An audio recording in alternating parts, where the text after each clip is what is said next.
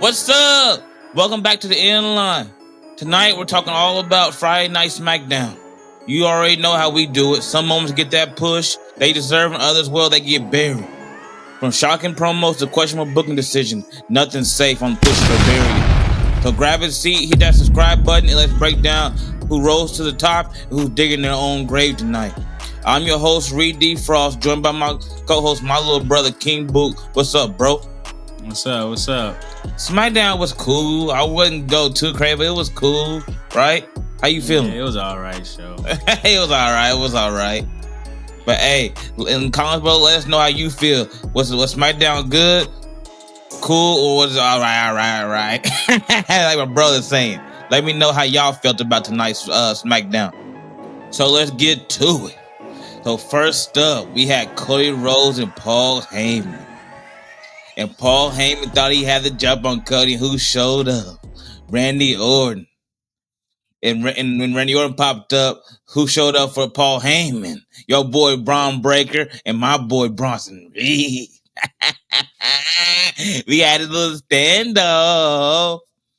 So, Boo, how do you feel about this segment? You gonna push it or you gonna bury it? Man, this segment, it was cool. It wasn't nothing all that. I guess it was just to set up the little main event tonight. It wasn't really nothing to it, though. But, like, I'll push it, I guess. It wasn't really nothing to it. You sound like you didn't like it. Like, it was like, yeah, it was hit or miss for me. But if I gotta say something, I'll push it. Because so like, it wasn't bad, but like then it wasn't nothing like amazing. I guess they were just setting up the main event or something. Yeah, they was, but also they was Paul Heyman was playing seeds for Randy Orton's heel turn. I don't know if you ever gonna do it or not because we've been calling for it for so long. They've been doing that for the last 2 years because ever since they've been playing Randy Orton. I know. That's why I said it was nothing. We've been I feel you for that. I say that's all it was Paul Heyman setting that up and Randy Orton looking at his tie like per usual. You know, the usual stuff. You know. So I agree with you. It really wasn't nothing there but the same old. But I push, it's not bad. Not bad. It's nothing crazy. That they did their job. Base. That's all you can say about the opening segment. You know what I'm saying? That's all you can really say. But after this is where the show really started. With my boy Mello. What do you say? Miss, me and you, we done. He said, I'm kicking your ass to the curb. It's over. Miz say you can't leave me. I'm Miz. That's crazy.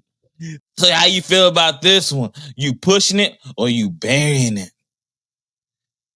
Of course, I'm pushing Miz and Mello. This is entertaining stuff on SmackDown, so I like what they're doing. Then after, because Miz turned on tonight. Oh yeah, most definitely. That was crazy. I saw that coming. I knew it was obvious about to happen, but once it happened, you was like, "Damn, yeah." Not on Mello. I'm like, shoot, Mello said, "I'm focused tonight, Sam. I'm coming to get it." Yeah, Miz wasn't gonna have nobody else, and now that Mello left them, that means he left off of TV. That was his meal ticket. Because remember before that, what was he doing? Nothing, because he had no It's not that he had no credibility because he have done stuff long back in the day. It's like nowadays, like he ain't got no credibility for going on today's wrestling. You know what I'm saying? Nobody respects Miz, but he had Mello to have somebody for people respects, and he got the knowledge where saying, "Oh, I've been there and done that. Follow me." You know. Now without Mello, who is you, Miz? Who are you today? Nobody. Mm-hmm. You know what I'm saying? So like you said, he can be off TV again.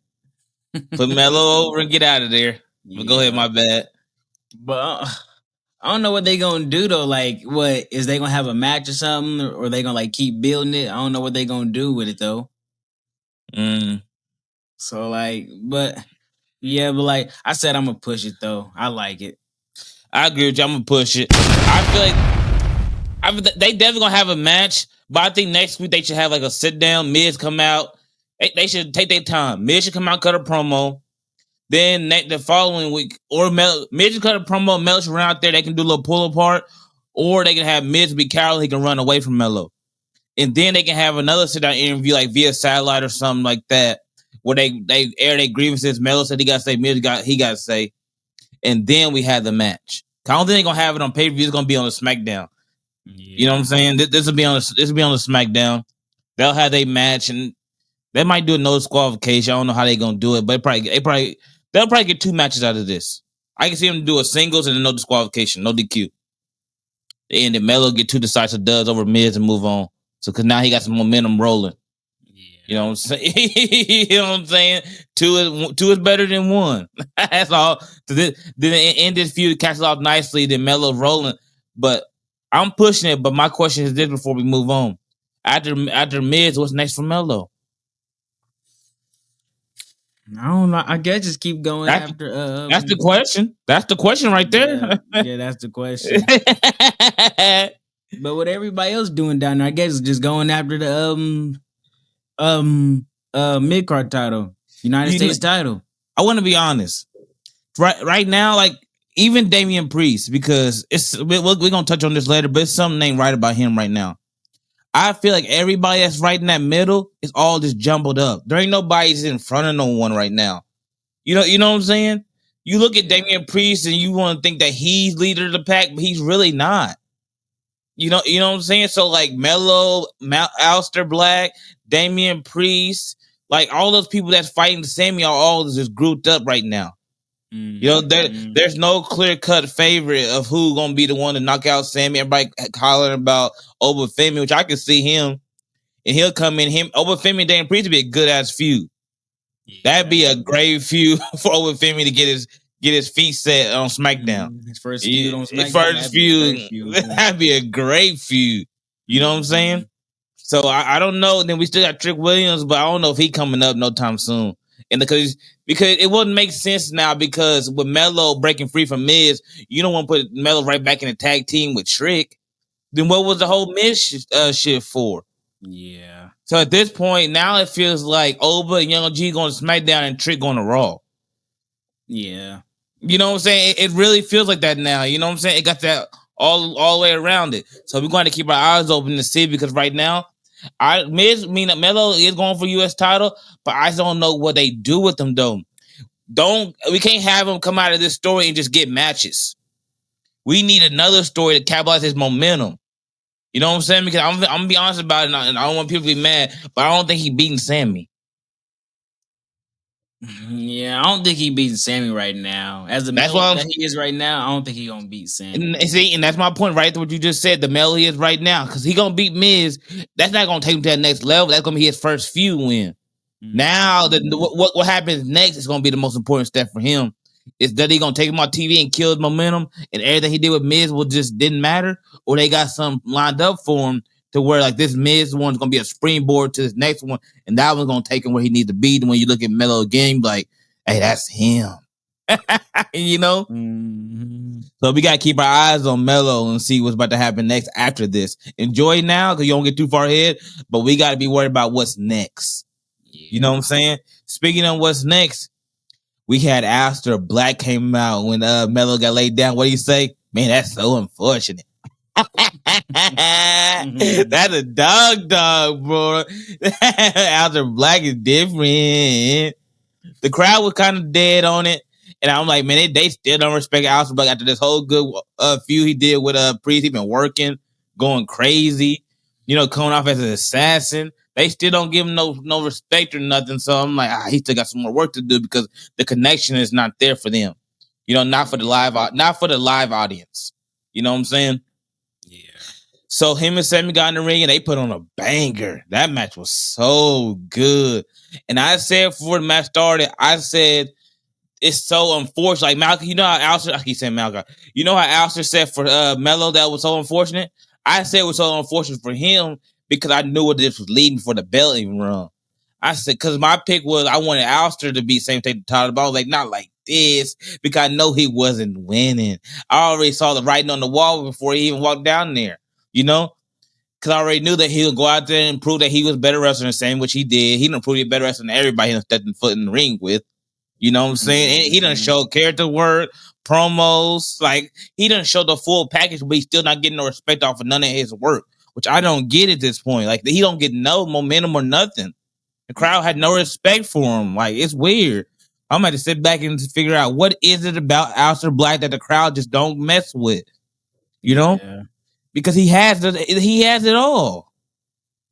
So I already knew when he gonna go in there and wrestle a great match, and we both knew that sooner or later Damian Priest gonna come out and he's gonna screw him, and that's how Sami Zayn's gonna pick up the win, and Aleister Black gonna get protected from the dub from getting screwed by Damian Priest. Damian Priest gonna get his payback for what Aleister Black did to him last week. We all knew this was about to happen, so it was anticlimactic. Even though Aleister Black went in and put on a great match, it was just this ain't the real match. Sammy got a story dub tonight. Mm-hmm. You know, you know what I'm saying? But with all that said, do you push or bury this segment? Man, as a segment as a whole, I push it. A lot happened. It moved things around. Like it's like it moved a lot around from the Miz and Mello stuff, the Aleister Black coming out.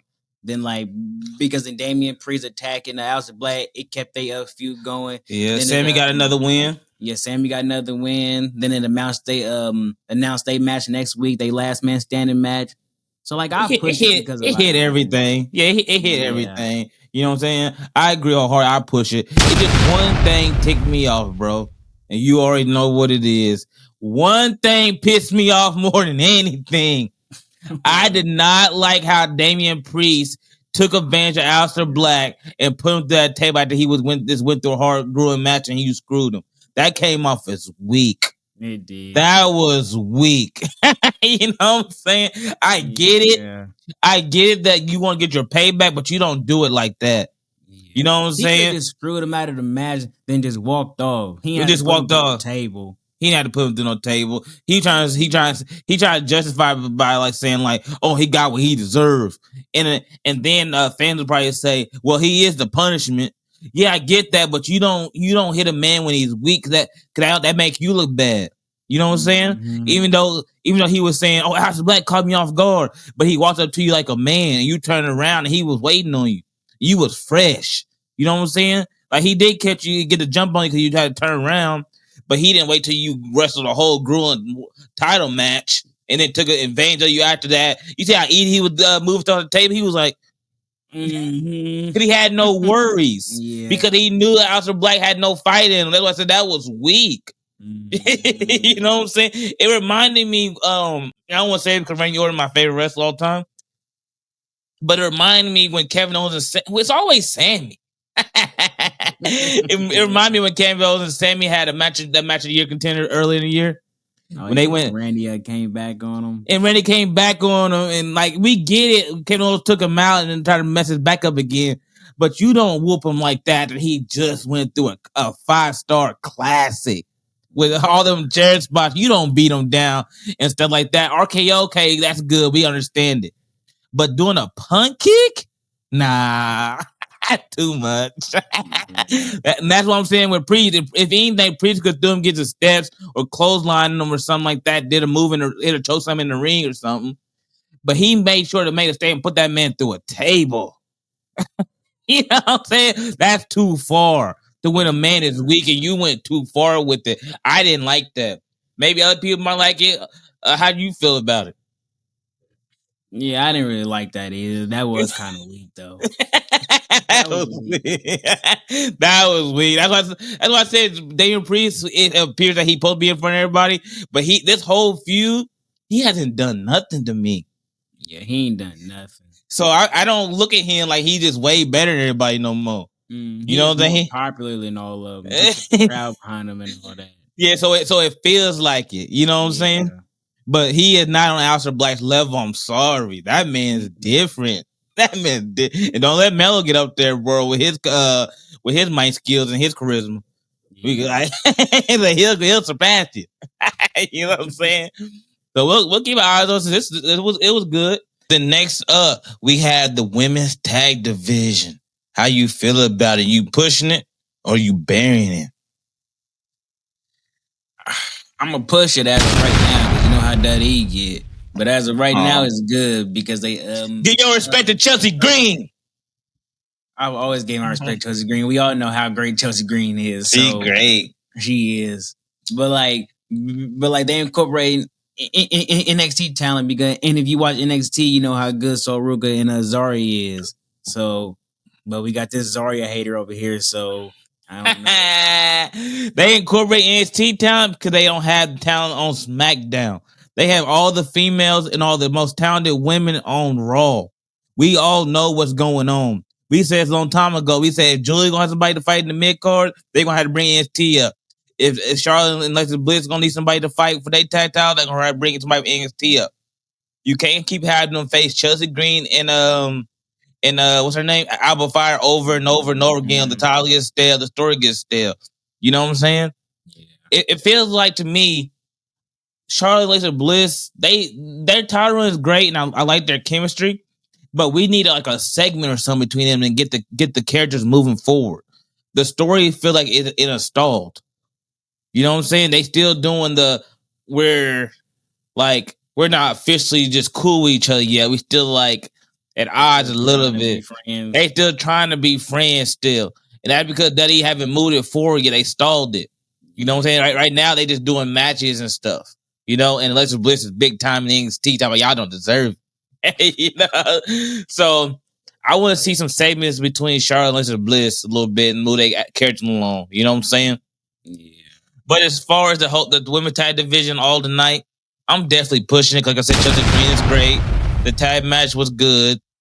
I'm sorry, bro. I don't like Zarya. She plays the background too much. Like she done lost her credibility with me, and she has no edge. You know what I'm saying? She's too fun. She's Sol Ruka's background. You know what I'm saying? She's just there to help her. You know, so Ruka's doing her thing. Zarya had a superstar entrance. She did. I was like, damn. So she waiting to pop out. She just playing the background to Sol Ruka so nobody see her. You know what I'm saying? She is showing personality in her promos and stuff, but she's not menacing enough for me. She don't have that edge like she used to have. Like, be like, oh, she has Zarya. You know, I don't feel that way for her. When I see them together, I say, oh, look at Sol Ruka. You know what I'm saying? So it's like Zarya's time right now. It's not her time yet. So it's just like we always said, her crippling part was that she came in with Stephanie and Julia. So you look at we gotta separate them. That's the only way Zarya gonna be able to live free. She can't live with groups she came in with. You know, because that's hampering her and holding her down because she ain't nowhere close to them.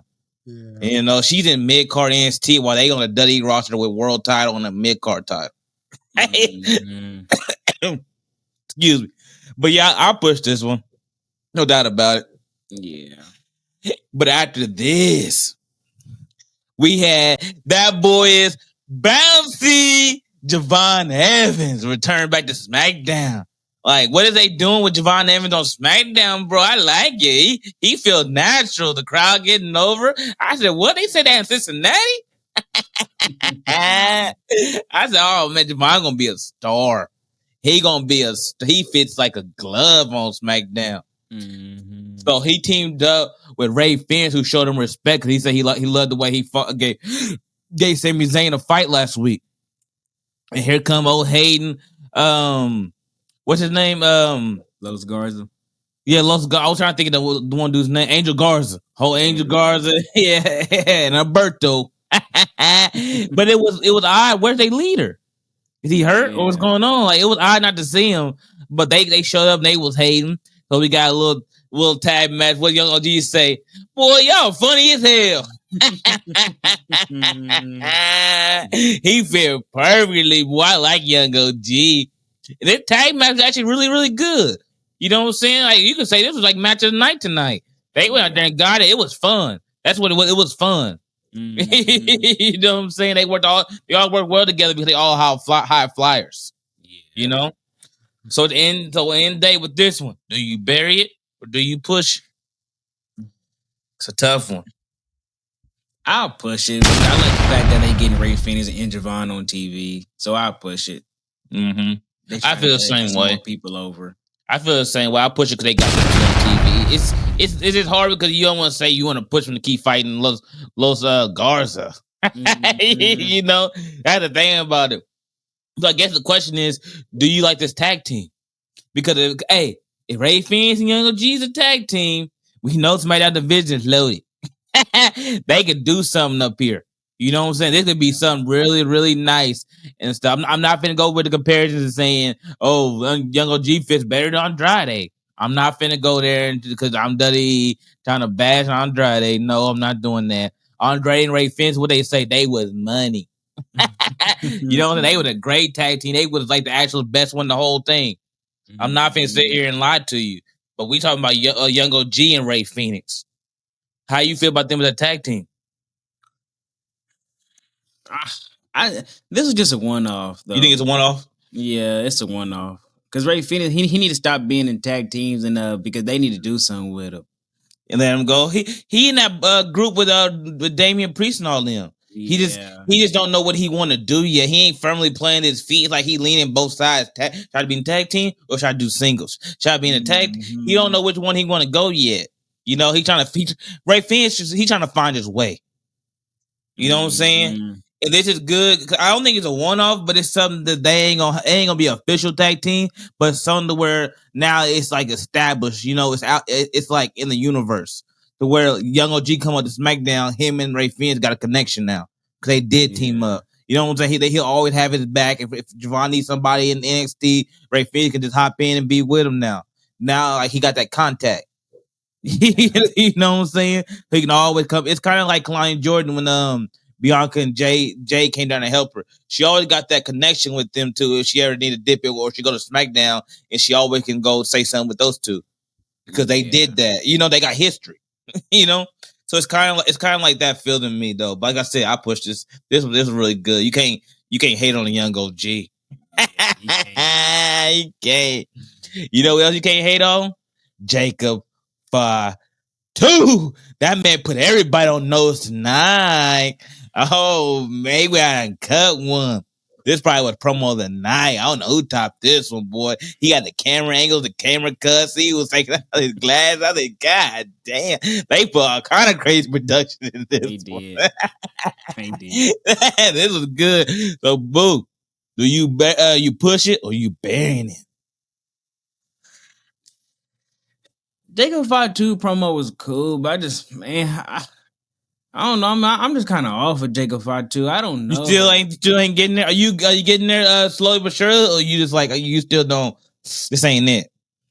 I'm getting there slowly, man. It's just like they just messed him up for me when they left him on TV for so long. He don't feel the same no more. Yeah, it's because they took him on TV with a bad taste in your mouth. Because at the end of the Solos feud was so terrible and trash, and the worst steel cage match in the history of steel cages. It was just bad that they took him off TV off of that, you know. And now he in the main event scene because he said he going to the top. So it is like where it's like okay, we see what he going. He cut some good promos. Him and Drew match should be a banger. This is a great feud. It's something that we all anticipate seeing. But Jacob Fatu right now, it's like he on the right track to keep giving us more of this. You know what I'm saying? Just keep giving us more of this. Promo, I'll push it. I just need to see more from Jacob Fatu. Like I said, I push also like you said, he moving in the right direction. He moving in the right direction. It's not bad at all. He moving in the right direction. So I like it. You know, I'm with you. I'm the same camp as you in that he still kind of feel off to me. But this promo was the best that he done since he came back. Last week it was kind of like they didn't have no time, but now but they made up for it by giving him all the production and stuff. You know, so they made it look really, really good. So it was nice. Like he put Drew on notice. Now we got to see what I need to go check Drew's Twitter. I know he was eating his cereal and he's seen it, so he probably said something. So we got to wait to hear Drew response because Drew not gonna take it laying down. You know what I'm saying? He gonna say, "I always tell the truth. I was bloody screwed." You know, Drew gonna come out and say that. So we gonna see what Drew's response gonna be. But my question before we move on is this: are you excited for Jacob Fatu versus Drew McIntyre? Yeah, I'm excited for the match because they're going to put on a banger match. These two top-tier wrestlers, because they're going to go in there and get it. Yeah, I agree with you. But this is a real question I want to ask you. I had to get that out of the way first. I had to set the table. Now it's time to eat. Who you think going to win? You wasn't ready for that one. Cause I don't know. I gotta hear what Drew gonna say. I gotta hear what Drew gonna say. And I gotta see him in the ring together with each other because I don't know the direction that he's going. Yeah. You know what I'm saying? Because you want to say, oh, Jacob Fatu, he just came back. We get it. Yeah. But then let me tell you this, though. Drew just lost. So he lost a big world title match wrestling in the main event to where before this, he came on TV and everything that was happening to him. So he not in the best position either. To take another loss, he gonna feel like MJF on AEW to where he might have to go take some time off and go find who he really is. If he take this loss, so they both in a predicament. You know what I'm saying? That's what I said. I gotta see how this gonna shake out because the logic tells you, oh, Jacob fought too, but then you gotta look at Drew McIntyre's situation also. Like I said, he just lost. And he's a top tier performer with all the top tier wrestlers to where you can't have them keep taking loss after loss and diminishing them. You know what I'm saying? So I'm like, I can see WWE 50-50 booking it, but I don't know. Having Fatu get the first one and Drew getting the second one, but nobody benefits from that at the end of the day. You know? I'm like, we need a winner. We need clear cut who win this feud, at least the first part. The first time they feud, and we go back later on and Drew can get his win back. So I don't know. Yeah, I don't I'm gonna know. wait and see. I gotta wait to see Drew's promo and stuff. I'm gonna wait and see. Yeah. You know what I'm saying? Oh, my bad. Yeah, I'm waiting to see. But after this one, we had your boy Solo talking about his MFTs. What's his name? Tyler. How you say Tama Tonga? Tyler. Tyler. So he introduced Tyler Tonga. He said, "I'll always being grateful for you because you helped me win my first ever singles championship when you helped me dethrone Samoan werewolf Jacob Fatu." He said, "I love you," and Tyler said, "I love you too, Solo." So I'm like, Solo is doing really good with these little what call Vince. He doing good, but he said this though, and I want to get your thoughts on this because I think I know who it is, but I don't know for sure. Solo said this. He said something don't feel complete. So he said something is missing. Like, and my question to you is, who you think it is? I was thinking it's Tama though. I'm thinking it's Tama. Yeah, because I don't think it's Tama. He ain't been on TV in a long time. Because it don't make no sense for nobody else to join it. But like I did for the last question, I said that to get to this though. So as you saw on Raw, right? We're back in telling the bloodline story. Now we into the next inning, right? Solo setting up his crew. Fatu is doing what he do. Roman and Jay is getting busy. And who's on the outskirt? Jimmy Uso. So for months now, Jimmy been recruited by who? Solo. You know what I'm saying? Who would be the person to be the linchpin to bring everybody back around the sun to each other? Who's the guy to do it? Only person that could do it is Jimmy Uso, right? How they all gonna link up together? Like, obviously Jacob Fatu can either come over the Roman side, but how they gonna get back to Solo? Yeah. You know what I'm saying? And like Jimmy needs something to give him his character some edge and some identity separate from Jay. This inning need to be about Jimmy Uso. Is Jimmy ever gonna be somebody and get over? I don't think he ever gonna get on the same level as Roman and Jay is. You know? But this inning is gonna be about Jimmy and Jacob Fatu. Those two gonna be the starters because everybody else, we already know who he is. Solo is still grinding, getting his group up more and more levels. You know what I'm saying? Just Solo doing what he do. But my question to you is that missing piece Jimmy Uso? I don't know. It could be, but I don't know. I think Jimmy dealing with Jay and Roman. He is dealing with Jay. He got his hands full. He got his hands full. You know what I'm saying? I just want to throw that at you so you'll know. So you can be like, it could be that last piece is a mystery because we all know with WWE, and I could be wrong. They like to do stuff like this to play it in your head. They know that once he said that, everybody across the board about to say, "Oh, Tama Tonga." But what if the swerve is Jimmy Uso because nobody's gonna be looking at it. We all assuming Tama Tonga. Ain't nobody finna say nothing because it's obvious it's Tama Tonga. Because I believe that he said that for a reason. Because Dudley don't do anything for no reason. And if he was going to bring Tama back, he would just brought him back. He would have said, well, and we got another new member, returning member, and it would have been Tama. You know, but he made a big spectacle about it. So now that's gonna be the thing driving his story next. That's his next. Who's gonna be the person to come into the group? Yeah, you see what I'm saying? He made sure that it was known that, man, something don't feel right. but maybe they're just trying to make a big firm for Tama though. They could. That's what I say. I could be wrong, but I'm just bringing it to you, let you know. Like we all know, Dudley don't do nothing for no reason. You know what I'm saying? We know how they move, so just keep that in the back of your mind. Like, okay, because if he do it again and say something about it again, oh, it's something now. You know what I'm saying? It's definitely something now. If you acknowledge it and say that again on TV, oh yeah, like, oh yeah. So we definitely pushing this one. This is a guaranteed push. Yeah, guaranteed push. Guaranteed push. Man, this one I don't even want to talk about, bro, because it's like one. This is what worst stories. This probably will hold the tag division up.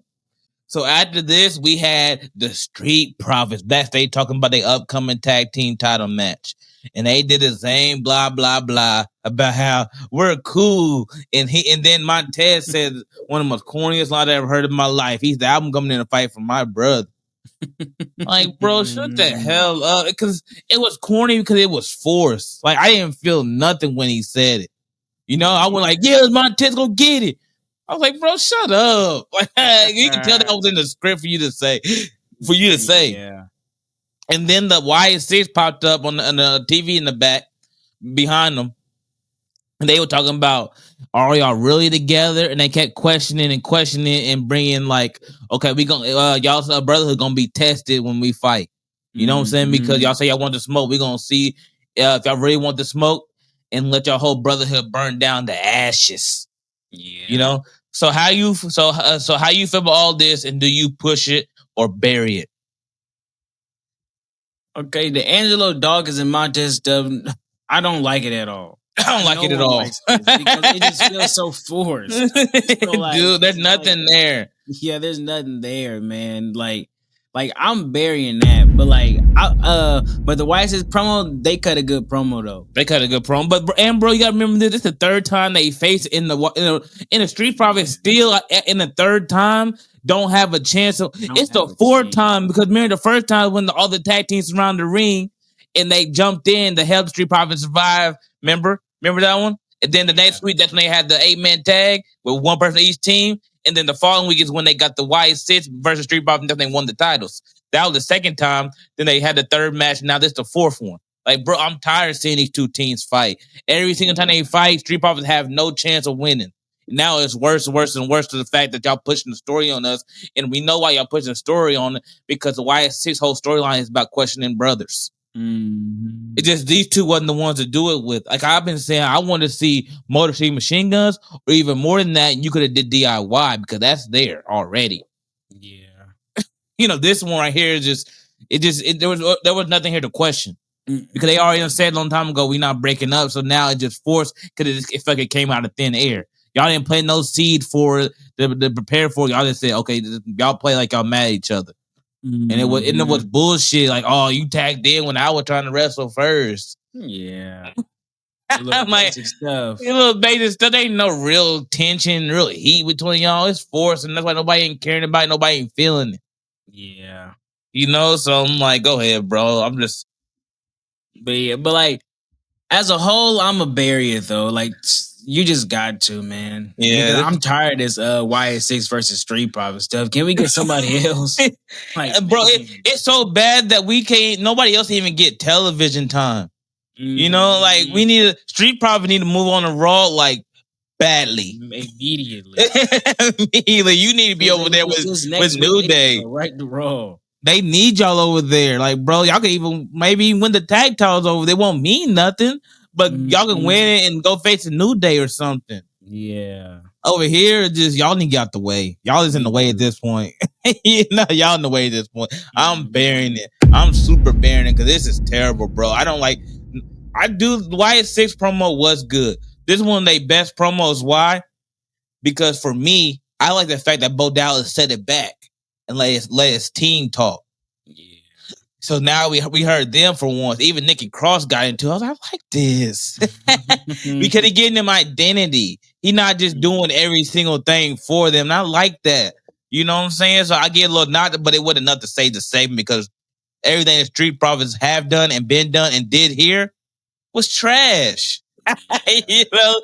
So and then the match coming up, I don't care about it, and we know they're not winning. So it just I don't want to continue. I don't want Street Profits to keep fighting y'all. And no, so I'm gonna bury it because it need to stop and need to move on. And Street Profits need to be on Raw.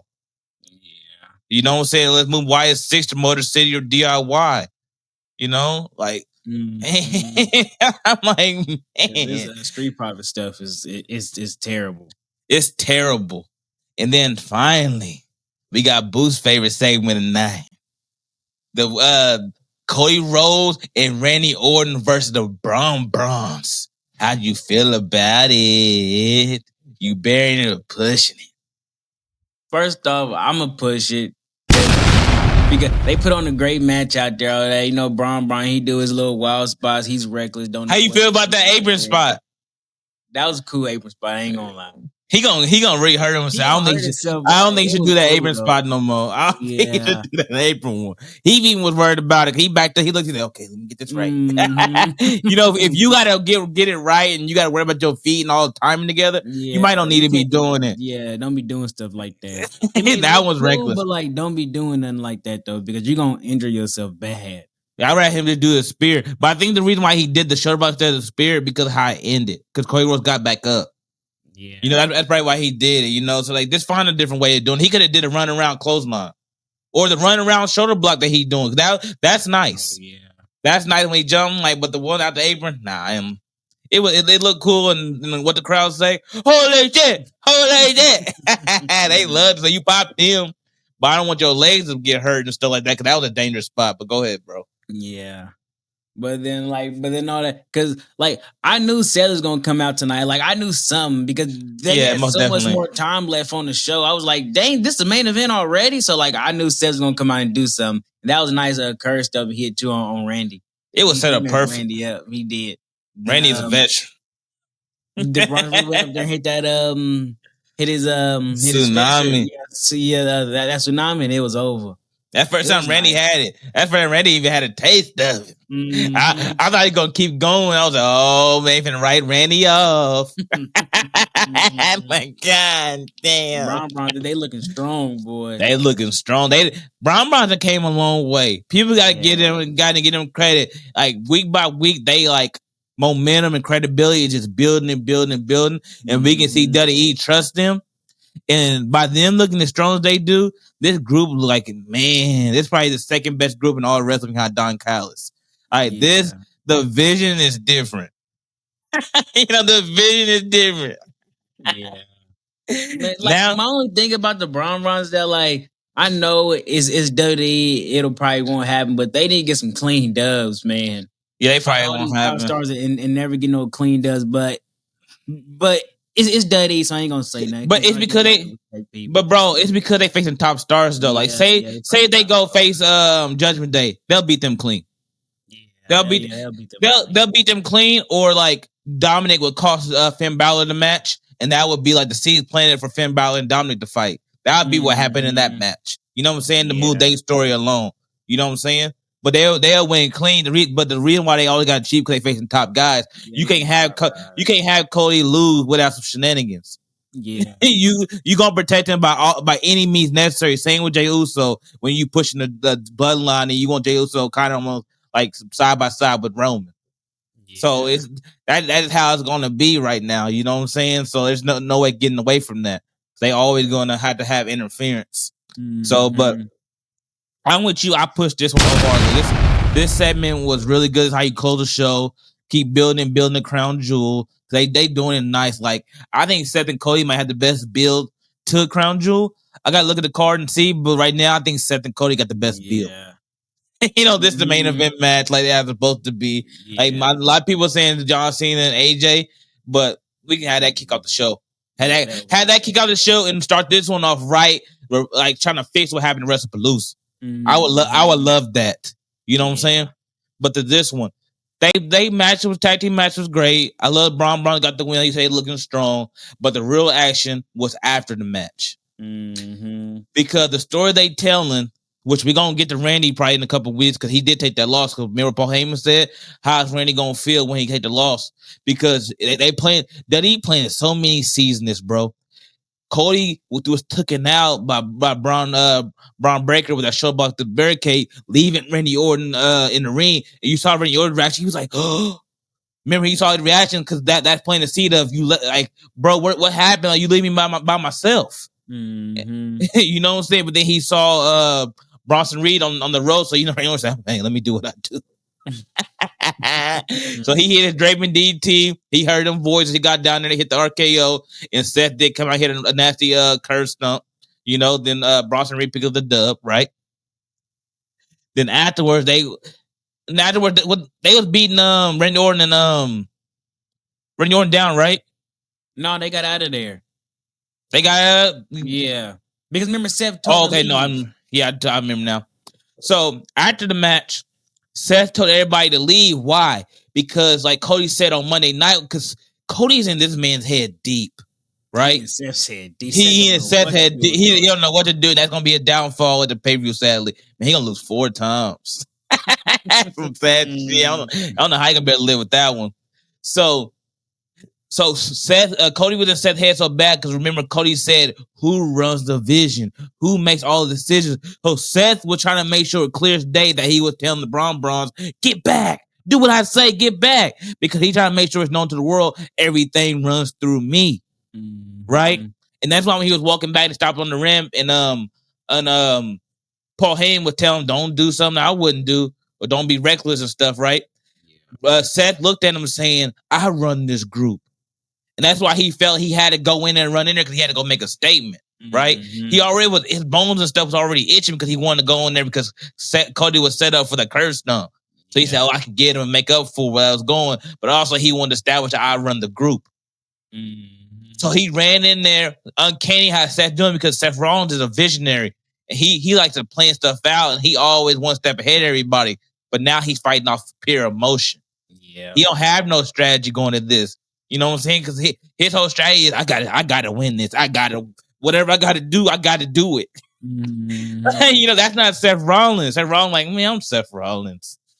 But he not going in this way. So he ran in the ring, thought he had a curse him. Cody tricked him and hit a nasty crossroads on him. And then Seth rolled out looking really crazy. Now he even deeper in his head. And what I tell you on Monday, what was the last line of their promo? Seth said what to Cody? We ain't friends. And what I tell you gonna happen next time those two see each other? Cody gonna be, okay, we ain't friends, gloves off. Because Cody the whole time he been trying to reserve himself and say that we don't really have to get down and fight and make this too personal. We can just wrestle over the crown jewel ring and see who comes out and who's the better man. He was trying to come in respectfully, right? But Seth the one kept pushing and trying to make it deeper because it mean more to him.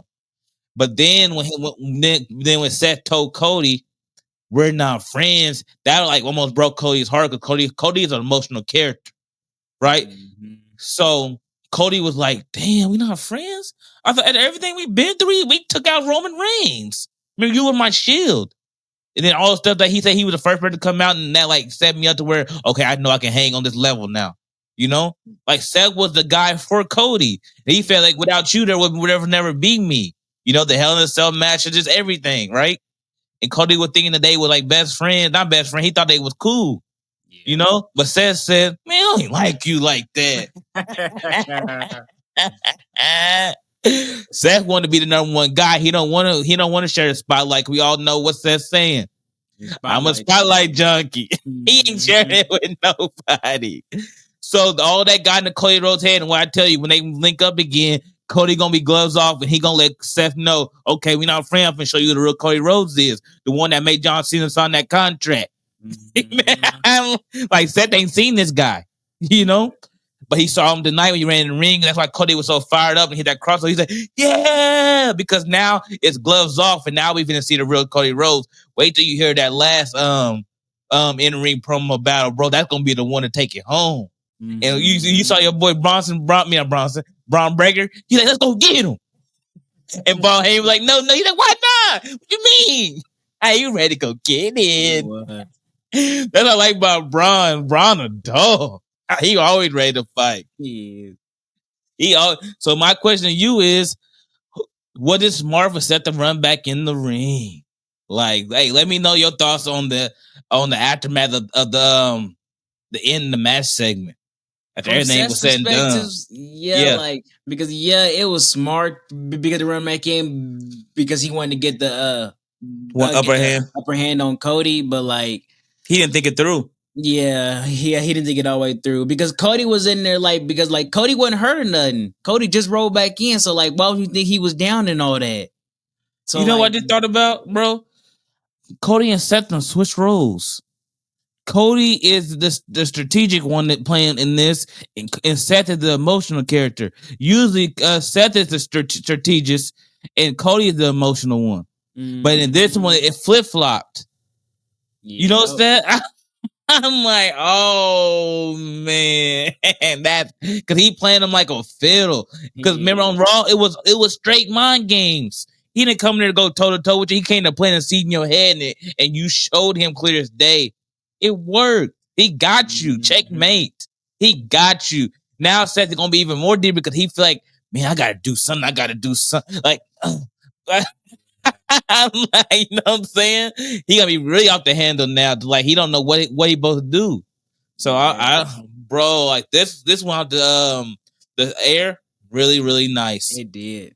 It went, you know what I'm saying? Really good. Because this rivalry is just so perfect. Like it is. This crown jewel build up is perfect, boy. Everything they done is just so good. I tried to tell y'all. I tried to tell that Cody was gonna outwork Seth. Y'all didn't want to believe me. I didn't think he gonna outwork Seth. Not like this. Each week. It's not even close. Not even close, boy. Man, like I can't even defend my boy. It was bad. Hey, we got Monday. We got Monday. But Seth usually crying on Monday. Yeah, he gonna go there and cry on Monday. But he got done like this with CM Punk and AJ too. They always had the upper hand with him until they played him in that last segment. So Seth got one more. When's the crown jewel? Next Saturday. Next Saturday. So we got one more week. Mm-hmm. Oh man. But we got enough time. So Monday gonna be it though. Damn. That's gonna be crazy. Friday. They probably won't do nothing Friday. They could because that's Cody's show.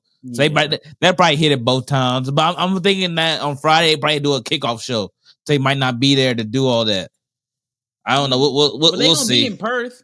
They're gonna be in Perth. So we'll see how they go down. We gotta get through Monday first. We gotta see Seth's reaction. He gonna be looking at that watch. He gonna throw it. Fuck this watch. Oh man, it's gonna be crazy. Hey, Seth finna crash out. But bro, hey, final thoughts on the show. It was a good show. It wasn't bad, but like nothing really happened in between. Nothing like amazing happened. They was just building to the to the Perth show. They was building to the Perth show because of the crown jewel. Exactly. Yep. You are totally right. You said it. You know the area. Hey, SmackDown's Perth show looking pretty good. SmackDown's Perth show looking good. You know what I'm saying? They got 3 title matches? No, Julia. Yeah, they got 3 title matches. They got the open challenge and the tag teams.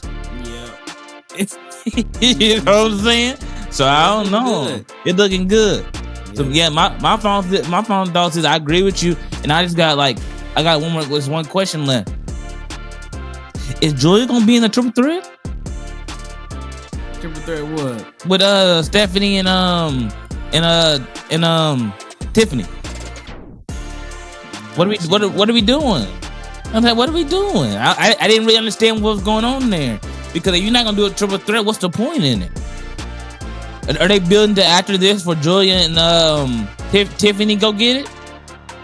But it's Survivor Series. Yeah. I don't know. Maybe they just to get Tiffany and Stephanie to do something. Maybe so. Just spice it up. Yeah, spice it up. Maybe so. I was just confused about it. I was like, so what is Julia trying to do? That'd been interesting to have a triple threat, but they don't do that. Let's have the little singles. We need a single match between Tiffany and Stephanie. Had a singles match. Had a singles match. At this point, because if you want to do triple threat, you should had that set a long time ago. You know what I'm saying? Now we all just waiting for this singles match because we don't know how it's gonna go. SmackDown crowd was all behind Tiffany tonight. Instead till the end though, because she got a little booze. I was like, what? You know what I'm saying? I don't know what's going on. Like, we're going to see when they come out or the kickoff show and they come out in person and see how people really feel about it. Because, we don't really know something in the air. You know what I'm saying? But, hey, we just in line. We catch y'all later. Peace.